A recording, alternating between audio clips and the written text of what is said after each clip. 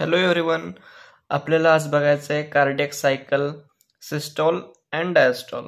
सगळ्यात important topic आहे, सगळ्या एक्झाममध्ये विचारला जाणारा टॉपिक आहे. आपल्या MBBS पासून फार्मसीपर्यंत सगळीकडे हा विचारतो. हा क्वेश्चन सगळ्यात इम्पॉर्टंट आहे. कार्डियक सायकल म्हणजे काय किंवा सिस्टॉल अँड डायस्टॉल म्हणजे काय. तर आपल्याला बघायचं आहे सिस्टॉल अँड डायस्टॉल कसं होतंय, त्याचे वेगवेगळे स्टेप्स काय आहेत. तर पहिल्या स्टेपमध्ये आपण बघायचं आहे आर्टेरियल कॉन्ट्रॅक्शन. आर्टेरियल कॉन्ट्रॅक्शन मध्ये समजा आपण लेफ्ट ॲट्रियम किंवा लेफ्ट पार्ट काढला आपल्या हार्टचं. हा आपला ॲओर्टा, हे आपलं लेफ्ट ॲट्रियम, हे आपलं mitral valve, aortic valve and left ventricle. आपलं लेफ्ट पार्ट आहे. सेम ॲज युजल आपलं राईट पार्ट पण असंच असणार आहे. आपण फक्त आता लेफ्ट पार्ट बघूयात. तर त्याच्यामध्ये आहे आपलं पहिल्यांदा स्टार्टिंग आपण करूयात तर लेफ्ट ॲट्रियम पासून. लेफ्ट ॲट्रियम मध्ये काय आपलं ब्लड येणार आहे. कुठून येणार आहे? लंग्स कडून येणार आहे. लंग्स कडून आपल्या लेफ्ट ॲट्रियम मध्ये ब्लड येणार. तिथून ट्रान्सफर होईल आपल्या मिट्रल वॉल थ्रू आपल्या लेफ्ट वेंट्रिकल मध्ये. तर ह्याच्यामध्ये गंमत अशी आहे की 80% ब्लड जे ऑलरेडी ह्याच्यामध्ये प्रेझेंट आहे. ऑलरेडी रिझर्व्हर किती आहे? 80%. फक्त मिट्रल वॉल्व ओपन झाल्यानंतर 20% ब्लड आपलं ह्याच्यामध्ये इनपुट होणार आहे.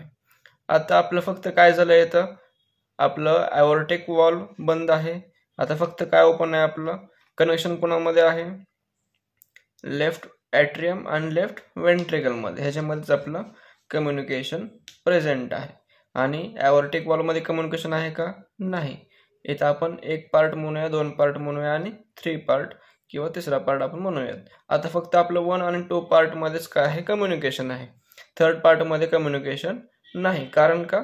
ॲओर्टिक वॉल्व आपला बंद आहे. याला काय म्हणतो आपण? Arterial contraction. ॲट्रियम कॉन्ट्रॅक्ट झाला की याच्यामधून ब्लड आपल्या कशामध्ये येणार आहे? आपलं लेफ्ट वेंट्रिकल मध्ये. आणि ते कसं तयार होणार आहे? ए वेव्स तयार झाल्यानंतर. ए वेव्ह काय आहे? आपल्या लेफ्ट ॲट्रियम मध्ये ए वेव्ह तयार होणार. ए वेव्ह तयार झाली की कॉन्ट्रॅक्शन होणार. कॉन्ट्रॅक्शन झाल्यानंतर ॲट्रियम मधून आपल्या वेंट्रिकल मध्ये ब्लड ट्रान्सफर होणार. आता आपण सगळ्यात इम्पॉर्टंट एक पार्ट बघायचा आहे की वन कार्डियक सायकल म्हणजे काय. वन कार्डियक सायकल म्हणजे काय? 1 सिस्टोलिक प्लस 1 डायस्टोलिक. ह्याला काय म्हणतो आपण? One cardiac cycle. सिस्टोल म्हणजे काय? कॉन्ट्रॅक्शन. डायस्टोल म्हणजे काय? रिलॅक्सेशन. एवढं तर आपल्या सगळ्यांना माहिती आहे basic. 1 cardiac cycle is equal to 1 systolic plus 1 diastolic. त्याच्यामध्ये सिस्टोलिक म्हणजे काय? कॉन्ट्रॅक्शन आणि डायस्टोलिक म्हणजे काय? रिलॅक्सेशन. आता दुसरं एक रिझन आहे ए वेव्ह तयार व्हायचं की समजा आपण एक्सरसाइज केली, काहीतरी आपण वर्कआउट केलाय, नंतरच आपलं ए वेव्ह तयार होणार आहे. आपलं सहजासहजी ए वेव्ह तयार होत नाही. ए वेव्ह तयार करण्यासाठी आपल्याला काहीतरी ॲक्शन करावी लागेल, काहीतरी आपल्या हार्टला लोड द्यावा लागेल किंवा काहीतरी आपलं वर्कआउट करावं लागेल किंवा एक्सरसाइज करावी लागेल.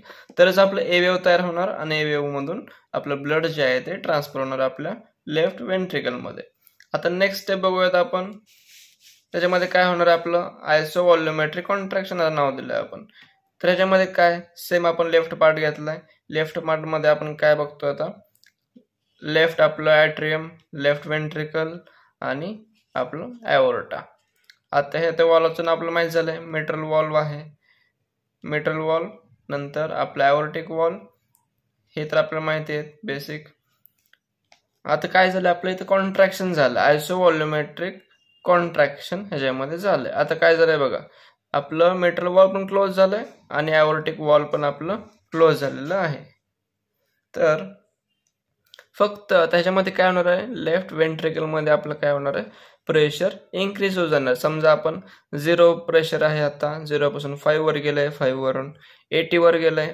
80 म्हणजे 80 mmHg किंवा आपलं 80 मिलीमीटर प्लस आपण त्याला मर्क्युरी म्हणतो. तर आपलं ॲओर्टिक वॉल मध्ये प्रेशर किती आता? 80. आणि आपलं वेंट्रिकल मध्ये किती आहे आपलं आता? 80. तर समान प्रेशर असल्यामुळे काय होणार आहे? ॲओर्टिक वॉल आपला बंदच राहणार आहे किंवा क्लोज राहणार आहे. आता पुढच्या स्टेप मध्ये काय होणार? आपलं हे प्रेशर आहे 80 पासून थोडंसं स्लाइटली इन्क्रीज होईल, नंतरच आपला ॲओर्टिक वॉल आपला ओपन होऊ शकतो. बरोबर आहे. सेम आता आपलं काय झालं बेसिक पहिल्यापासून बघूयात. लंग्स मधून आपलं काय झालंय, ब्लड आपलं ॲट्रियम मध्ये आलंय. ॲट्रियम मध्ये आता ए वेव्ह आणि सी वेव्ह दोन्ही तयार झालेत. ए वेव्ह तर मगाशी तयार झाली होती, आता सी वेव्ह पण तयार झाली.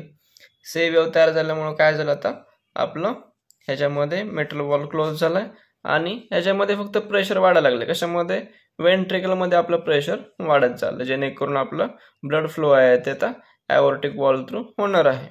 पण आता काय झालं, इथं प्रेशर आपलं समान आहे. वेंट्रिकल मध्ये पण 80 आहे आणि ॲओर्टिक वॉल किंवा ॲओर्टामध्ये पण 80 mmHg एवढं प्रेशर आहे. त्याच्यामुळे काय होणार आहे, ब्लड ट्रान्सफर होणार नाही. त्याला काय म्हणतो आपण मग, आयसो व्हॉल्युमेट्रिक कॉन्ट्रॅक्शन. आयसो म्हणजे आयसोलेटेड आहे म्हणून. दोन्ही पण चेंबर क्लोज आहेत, आपलं 1 आणि 3 चेंबर आपले क्लोज आहेत. सेकंड चेंबर मध्ये आता प्रेशर वाढत चाललंय. आता थर्ड स्टेप मध्ये बघूयात काय होतंय. आता याच्यामध्ये बघा इथं काय झालं, तर आपला ॲओर्टा बल्ज झालाय. कारण का, ह्याच्यामध्ये प्रेशर वाढलेलं दिसतंय. बरोबर आहे. आता परत बघूयात, लंग्स मधून आपलं प्रेशर ह्याच्यामध्ये आलंय. ए वेव्ह, सी वेव्ह आणि व्ही वेव्ह, तीन आपले वेव्ह तयार झाले. ठीक आहे.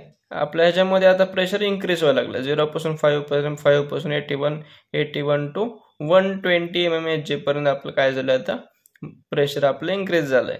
आता ऑटोमॅटिकली काय होणार, इथलं डोअर ओपन होणार आहे, म्हणजे ॲओर्टिक वॉल आपला ओपन होणार आहे. ॲओर्टिक वॉल ओपन झाल्यामुळे काय होणार, आता इथून आपलं ब्लड जे आहे ते हळूहळू रश होणार आहे. रॅपिड वेंट्रिक्युलर इजेक्शन फेज म्हणतो आपण याला. रॅपिड का, आता ह्याच्यामध्ये 120 पर्यंत प्रेशर गेलंय आणि इथं पहिल्यांदा किती होतं, फक्त 80 mmHg होतं. आता काय झालं, 120च्या स्पीडने आपण मज्जा म्हणून म्हणूयात की 120च्या स्पीडने समजा की आपण काय झालं, आता ब्लड फ्लो आपलं व्हायला लागलाय.